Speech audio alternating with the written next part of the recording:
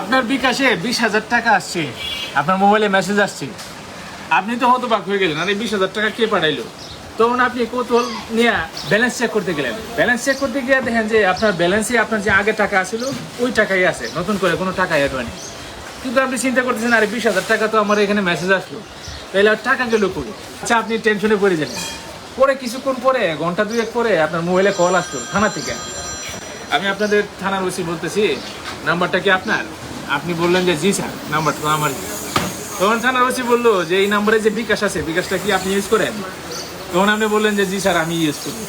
তখন পুলিশে বললো যে আপনার এই বিকাশ নাম্বারটাতে তো একটা জিডি হয়েছে কিছুক্ষণ আগে, একজন বিকাশ এজেন্ট জিডি করছে যে আপনার এই নাম্বারে উনি ভুলবশত 20,000 টাকা পাঠিয়ে দিচ্ছে, তখন এই টাকাটা তো আপনার ফেরত দিতে হবে। তো আপনি তো মানে বেদলে করে দিলেন। তখন আপনি বললেন যে স্যার, আমি তো মেসেজ তো আমার মোবাইলে আসছে, কিন্তু কোনো টাকা তো আমার ব্যালেন্সে অ্যাড হয়নি। তখন ওসি বলতেছে না, টাকা তো অ্যাড হয়েছে, আমরা তো সিস্টেমে দেখতেছি টাকা অ্যাড হয়েছে, কিন্তু আপনি দেখতেছেন যে আপনার ব্যালেন্সে কোনো টাকা অ্যাড হয় না, কিন্তু মেসেজ ঠিকই আসছে 20,000 টাকা। তখন আপনি বললেন যে স্যার এরকম হয়েছে, আমার এখানে মেসেজ আসছে কিন্তু টাকা তো অ্যাড হয় নাই। তখন পুলিশে বললো যে আমাদের এখানে সিস্টেমে তো দেখতেছি তো গেছে। আচ্ছা, এক কাজ করেন, এরকম হইতে পারে আপনার সফটওয়্যারের সমস্যা হইতে পারে, আপনার মোবাইলের সিস্টেমে কোনো সমস্যা হইতে পারে, এই জন্য টাকাটা মানে অ্যাড হয়ে নাই অথবা দেখায় নাই। আপনি এক কাজ করেন, এটার জন্য আপনার বিকাশ অ্যাকাউন্টটা কি ভেরিফাই করা লাগবে, ভেরিফিকেশন করা লাগবে, এটা করলে আপনার এখানে টাকাটা চলে যাবে। তখন আপনি বললেন যে জি স্যার।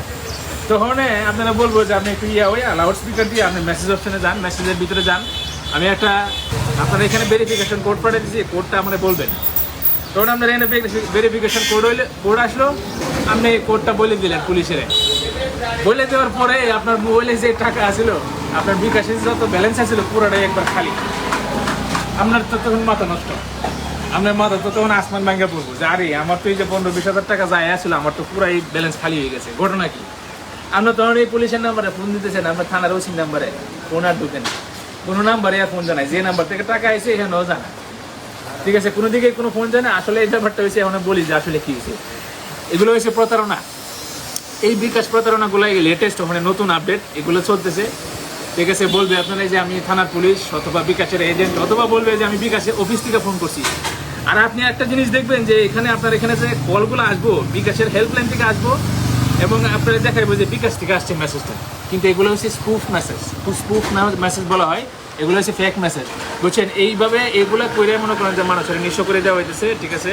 তো অবশ্যই সতর্ক হন এবং অন্যরা সতর্ক করুন, এইভাবে যাতে মনে করেন যে কারো উপর মনে করেন যে এরকম বিপদ না, এই ভিডিওটা অবশ্যই শেয়ার করুন।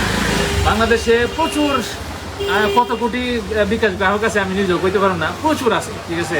এরকম প্রতারণা করে যদি মনে করেন যে 4-5 জনের বোকা বানাইতে পারে, তো ওরা মনে করেন যে এরকম 20-25 হাজার, 1 লাখ, 1.5 লাখ, 2 লাখ টাকা প্রতিদিন এরকম আয় করতে পারে, বিনা পুঁজির ব্যবসা, ঠিক আছে? আপনি নিজে সতর্ক হন এবং অন্যকে সতর্ক করুন। ভিডিওটা অবশ্যই শেয়ার করেন, ঠিক আছে? আর এই প্রতারণার থেকে আপনি নিজে বাঁচেন, অন্যরে বাঁচান। আমি আবারও বলে দিতেছি, এইভাবে আপনার মোবাইলে মেসেজ আসবো যে আপনার অ্যাকাউন্টে 20,000 টাকা অ্যাড ইন হয়েছে, অথবা যে কোনো একটা অ্যামাউন্ট আসতে পারে। 20,000 টাকা আসবে এমন কোনো কথা না, 15,000 টাকা আসলো একটা নাম্বার থেকে যে আপনার ব্যালেন্সে তখন এত হয়েছে, 40,000, 50,000 হয়ে গেছে। আপনি চেক করে দেখলেন, ব্যালেন্স চেক করে দেখলেন যে ওইদিকে কোনো টাকাই নেই, ঠিক আছে? আর এই যে পুলিশের নাম ব্যবহার করে মনে করেন যে একটা আতঙ্ক সৃষ্টি করে। আর পুলিশের থানার ওসি এবং এসি, ডিএসপি, ওরার নাম কিন্তু বার করা খুব সহজ অনলাইন থেকে, কোন থানার ওসি কেটা, কার নাম্বার কি, মানে এরকম সিস্টেম আছে অনলাইনে। আপনার থানার ওসির যে নাম্বার আছে ওই নাম্বার থেকে আপনি ফোন করতে পারবেন, যার কাছে ফোন করবেন উনি ভাববো যে ওসি থানার থেকে ফোন করছে, আসলে ফোনটা কিন্তু আপনি করছেন, আর ওই দিকে ওসি কিন্তু কিছু জানে না, বুঝছেন? যখন আপনাকে জানাবেন তখন না জানবো, কিন্তু তার আগে তো আমরা নিঃস্ব করে দিব। তো অবশ্যই ভিডিওটা খুবই ইম্পর্টেন্ট, খুবই ইম্পর্টেন্ট আমি বলতেছি। ভিডিওটা সবাই শেয়ার করবেন এবং সবাই জানাই দেন, যাতে এইভাবে আর কেউ নিঃস্ব না হয়, ঠিক আছে? টাকা পয়সা নিতে পারে বিকাশ প্রতারকরা, ঠিক আছে? এভাবে কিন্তু মানুষের নিঃস্ব করে দিতেছে, ঠিক আছে? প্রতারণার থেকে বাঁচেন, নিজে বাঁচেন, অন্যরে বাঁচান। আল্লাহ হাফেজ।